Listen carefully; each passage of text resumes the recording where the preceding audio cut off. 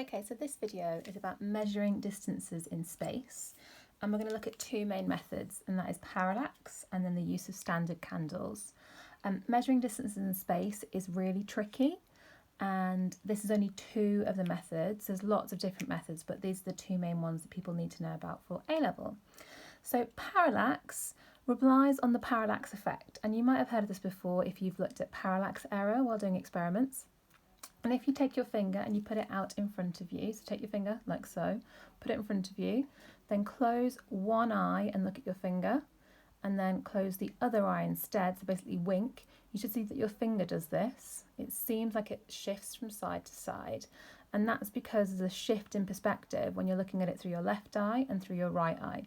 So your finger is actually here, but through your left eye it looks like it's shifted over here, and through your right eye it looks like it's shifted over here. Now, if you move your finger further away from you, you should see that shift seems to reduce. So when your finger's close, it might look like this. And as you move your finger further away, that shift appears to be less and less. And that's because parallax happens less for objects that are further away. Now, we can use that apparent shift in space as well. Instead of looking at your finger through your eye, left and then right eye, we can look at a star from the Earth in January and in July, or at two different times of the year. So what I've got here is a nice little diagram. I have got here a nearby star, and I've got some distant stars. And distant stars, because they're really far away, parallax doesn't really affect them. They're fixed. So we often say it's a fixed background, because you've seen with your finger that the further away your finger is, the less it shifts. So if the stars are really far away, you can't see the shift. Now, we know that the Earth travels around the Sun, and the Earth travels around the Sun every year, and the Earth is 1 astronomical unit away from the Sun on average throughout the year. So the radius of the Earth's orbit, on average, because it's not quite circular, it's more elliptical, is 1 astronomical unit. And in January, the Earth might be here, and then 6 months later, in July, the Earth will be on the other side of its orbit. Now, if we look at this nearby star in January, we see it. I'm going to draw a different colour for this. It appears that that star is here relative to that fixed background. But then in July, if we look at it in July instead, and we're looking at it from this perspective, it looks like the star is here. So the star appears to shift from this position to this position from January to July, just like your finger shifts as you close one eye and then the other. And we can actually think of this as like a little face. So the sun is your nose, and then January is your left eye, and July is your right eye.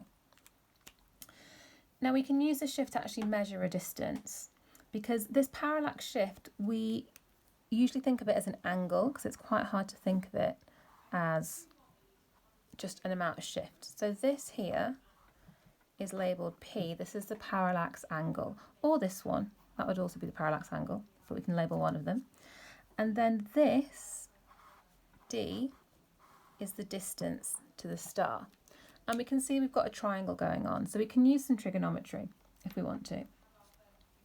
Now, when we're talking about parallax and distances, we usually measure this distance D in terms of parsecs. And a parsec has got the symbol PC, and a parsec is about 3 light years. I've forgotten the actual number, sorry, it's about 3 times 10 to the 16 metres approximately. And a star has a distance of 1 parsec, so a star is 1 parsec away from Earth, or from the solar system, if it has a parallax angle P of 1 arcsecond.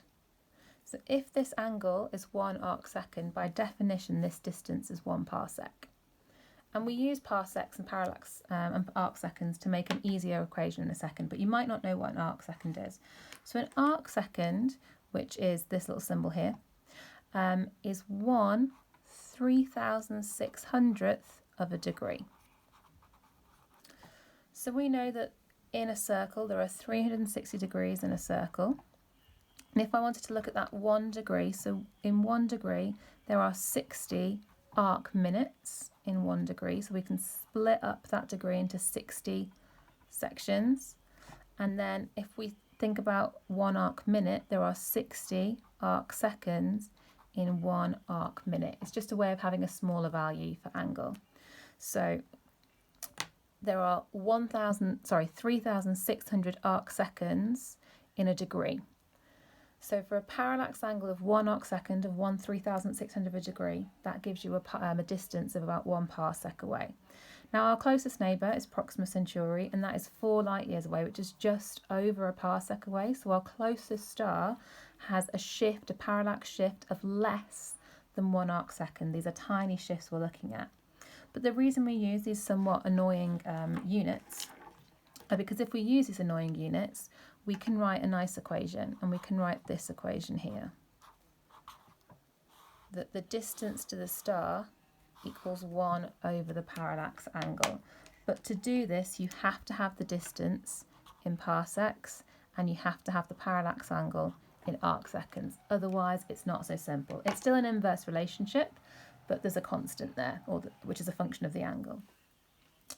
Now, this is great for nearby stars, but if Proxima Centauri has got a 1,300 of a degree parallax angle, and that's close, the further away something is, the smaller the shift is. So we can't use this for distant stars. So a limitation is that this can't be used for distant stars. As a good rule of thumb, like if it's out of the Milky Way, can't be used for distant use, sorry, distant stars. If it's outside the Milky Way, you won't be using parallax for it. And for that, there are other methods, but one of the main methods that you need to know about for A-level is the use of standard candles. Now, a standard candle, as a definition, is an object of known luminosity. But what does luminosity mean? Well, the luminosity of a star is the actual brightness or power output of the star. So it's measured in watts because it's a power, and it's how much energy that star gives out per second. It depends on 2 things. It depends on temperature, and it depends on size of the star, or the surface area particularly. So the hotter the star, the higher the luminosity, and the bigger the star, the higher the luminosity. So if I've got 2 stars that are identical temperatures, but one's bigger than the other, the bigger star will have a higher luminosity. And if I've got 2 stars that are the same size, but one's hotter than the other, the hotter one will have a higher luminosity. It's a little bit like, think about a radiator. For a radiator to give as much power out as possible, as much heat out as possible, you want it to have as high a temperature as possible and to be as big as possible. It's the same kind of idea.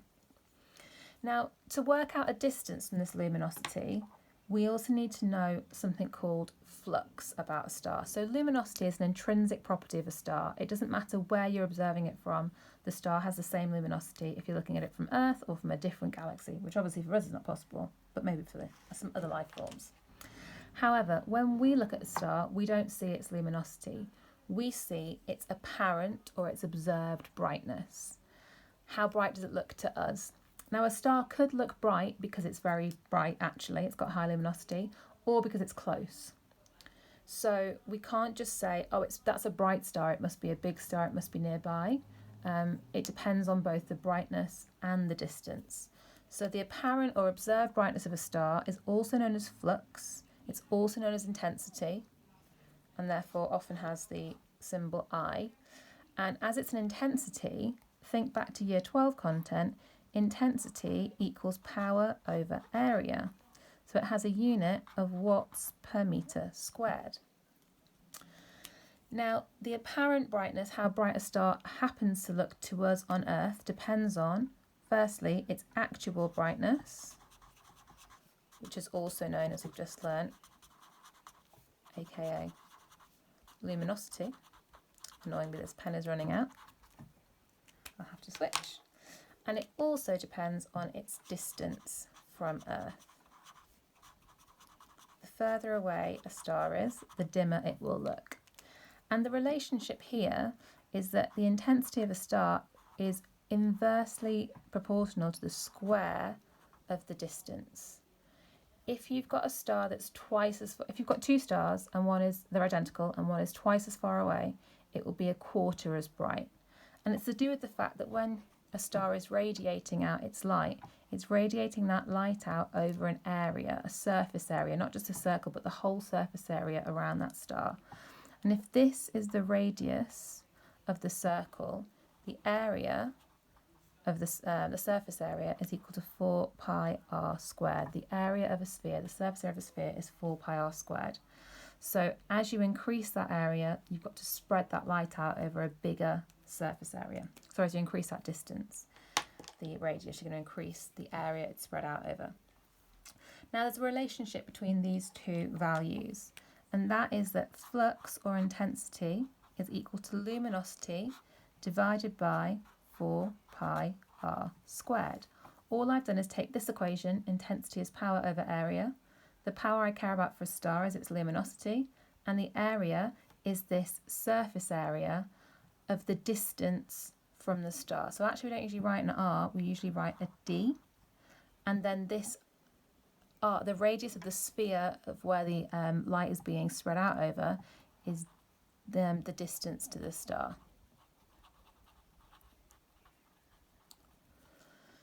Now, how do we use a standard candle to work out the distance to a star? Well, normally, if I just look at any random star, I don't know its luminosity. Okay, most stars are not standard candles. Most stars, we don't know their luminosity. Now, I can always measure the intensity. This can be measured on Earth. That's easy to do. You just put a little attachment on your telescope and it measures the intensity. So we can always have that. But if I don't know the luminosity of the star, I can't work out the distance because there's two unknowns. But if I know the luminosity of the star, then I can work out the distance. So if I've got a standard candle, then I do know the luminosity, so now I can work the distance out by applying this equation. But if I don't know the luminosity, I'm a bit stuck. Now, examples of standard candles that you might have heard of are Cepheid variables and also type 1a supernova.